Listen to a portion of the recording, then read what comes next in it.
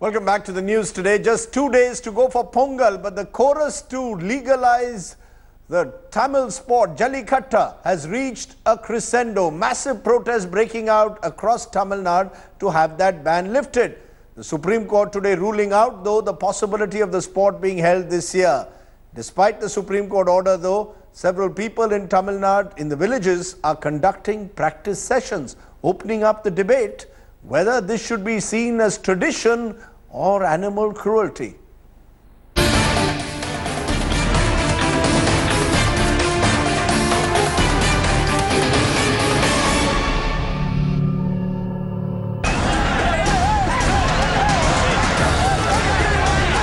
Culture or cruelty?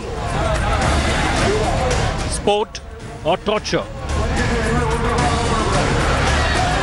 Should Jallikattu remain banned or not? In Tamil Nadu, there appears to be only one opinion. The sport must go on. And the state sent out this message loud and clear. With 2 days to go for Pongal, when Jallikattu is traditionally held, massive agitations have been launched across the state demanding the ban to be lifted. But the Supreme Court has dismissed all possibility of the bull taming sport being held on Pongal this year. Court ने मना कर दिया नहीं हम we are in the process of delivering the judgment or drafting, so therefore you have to wait. The only option now is that the centre brings an ordinance, and that's what Tamil Nadu politicians are pushing for. The DMK has announced a statewide agitation on Friday. Under pressure to promulgate an ordinance, the BJP is treading a difficult path. Despite the ban still in force, the youth in Tamil Nadu are openly defiant, organizing practice sessions in many places across the state. The latest debate on Jallikattu was kick-started at India Today's recent South Conclave. It's called Yer Paluvulam, which means embracing the bull, which itself clearly indicates what the sport is all about. Let us see what is going to happen. I will convey the sentiments. I already conveyed the sentiments also to my colleagues there in the central government. Let us see what is going to happen. So when you talk about women, when you talk about the actual people who are for Jallikattu, nobody would understand a bull, a cow or the cattle more than the rural areas or the farmers. For now, it is certain that there will be no bull taming this Pongal, unless, of course, the Modi government bows to pressure. With Pramod Madhav in Chennai, Bureau Report, India Today.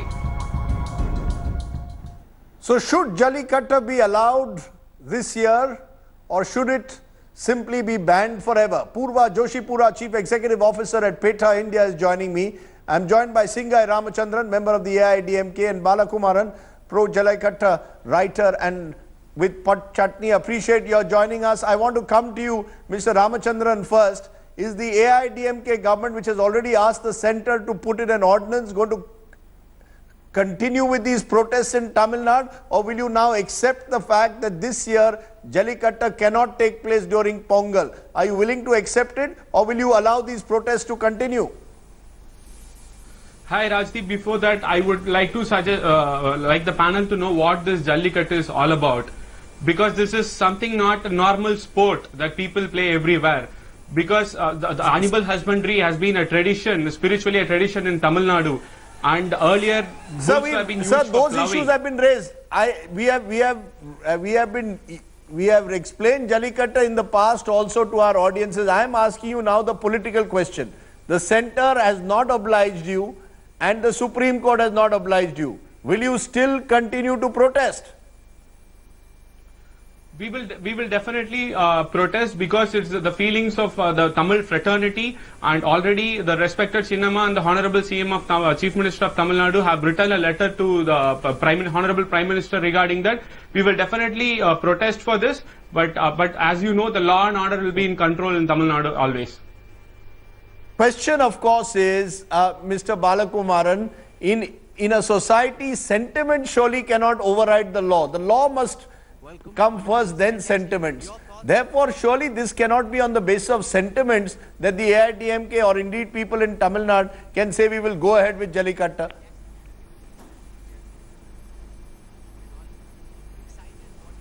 Of course, it can't be based on the sentiments, but weightage should be given for people who are organizing rallies and who want Jallikattu to happen. It's been a tradition for us. I personally have witnessed around 10 to 15 years of Jallikattu in Madurai. So it can't be denied based on someone who is sitting, who has no relation or who has never seen a Jallikattu.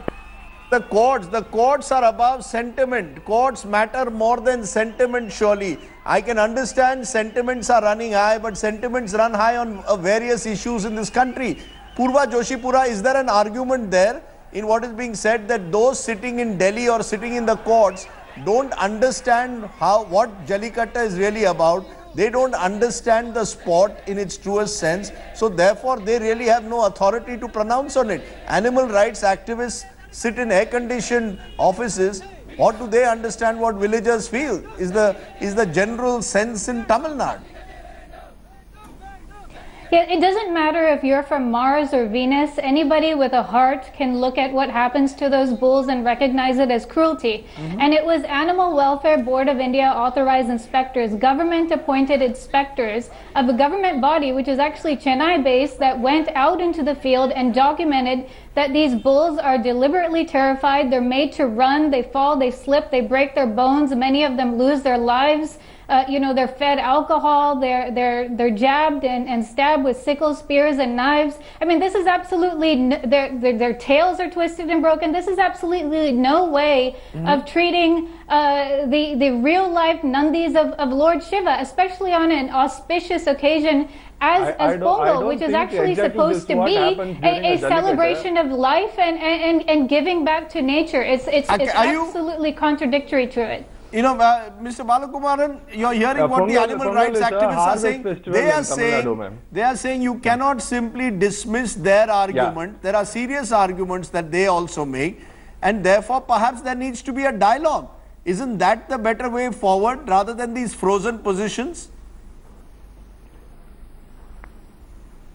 Mr. Balakumaran, yeah, that's the better way forward, but still we come to a conclusion. Yeah. So this should have happened some two to 3 months before, because there's a festival coming. People should have taken this in hand in November or December and passed a judgment. It can't be prolonged like while the festival is going to happen. And to answer to her question, Pongal is a farmer harvest festival where Jallikattu actually happens the day after Pongal, if people can understand. The first day farmer says thanks to sun and spreads out his harvest, and second day it's like a sport where he cherishes his harvest along with the ox and cow, which he has, these are traditions. He has so no one, Mr. Balakumaran, no one is denying the tradition. The question is, when tradition comes in conflict with the law, when tradition comes in conflict with courts, there are serious questions. Singai Ramachandran, if you were so serious, you should have 3 months ago initiated a dialogue. You could have tried to get the stakeholders across a table and engage with them. Instead, the AIDMK now suddenly has realized that this has become a people's issue, which is why you are taking it up. You should have pressed for this several months ago. No, so to answer that question, first, we have been fighting for this for a very long time, number one. And number two, to answer what Purva asked for. So she said that animals are, first of all, there's a misconception, there is a cruelty to the animals. I do agree, if there is something, there can be a committee that can be formed which will monitor. There can be veterinary doctors who can be around that, so that nothing such that will happen. If 1 or 2 places, if something like this is happening, that can be monitored and that can be punished. But based on that one argument, I don't think Jallikattu could be banned. For example, horse racing, so PETA, they have already filed a case and they have taken a middle ground. Say, for example, they have said no whipping is allowed and grass turfs are required. So if horse racing, there are a lot of problems because of that. Families, they attempt suicide because they lose a lot of money. If that is allowed, this is emotion of people. Apart from that, it's the way of living of Tamilians. Why can't they take a middle ground? It's a way of life. Why can't you take, Purva Joshipura, point taken, why can't you take a middle ground? In all this, Is it not possible we would for a actually middle love ground to to be see, found? We would love to see horse racing banned, but you can't point to one cruelty to justify another No, no, but cruelty. madam, It's why also can't, not Ms. only, Joshipura, why can't there be a animals who middle are ground? hurt. Ms. Joshipura, why can't Sorry? there be a middle ground? This is a traditional sport. Because being you would practiced never, in the if that is country. going to you be would a never sport, have this can a also be a halfway sport. measure. We would never say that you can hurt women a little bit. We would never say you can hurt children a little bit. We have to also extend, therefore, full protection to animals. Ma'am, you seem this to is be something which treating is, women and against you seem the law. to be There's treating inherent cruelty in it. Ma'am, you seem to be treating atrocities against women. Exactly. Just a minute, please. No, just a minute, ma'am. Under the Prevention of Cruelty to Animals Act 1960. That means they have actually been illegal for 57 years, even though they weren't enforced, and we wish they were. Are you saying atrocities against women and atrocities against bulls are to be put on the same plane? Human beings. Ma'am, are you saying that atrocities against bulls are going to be put on the same plane as atrocities against women? Or are we saying that there is space somewhere for a dialogue? Yes. Can there be no dialogue? Can there be no middle ground? What I'm saying is that what we have in common with animals is feelings, emotions, the ability to feel pain. And we also have a responsibility under our Constitution, under Article 51 AG, to have compassion for animals. India has been known worldwide for its compassion for animals. We have to mass produced or okay. Clearly, there is no middle ground being found, which is why the Supreme Court. Animal husbandry, ma'am. No, it is clear that there is no middle ground being found. I'm going to leave it there because it means clearly that this year at least it appears unlikely that Jallikattu will be allowed, certainly by the law of the land. Whether the government passes an ordinance, that we'll have to wait and see over the next 24 hours. But unlikely is the signals we are getting from the government as well. Thanks very much to my guests for joining me.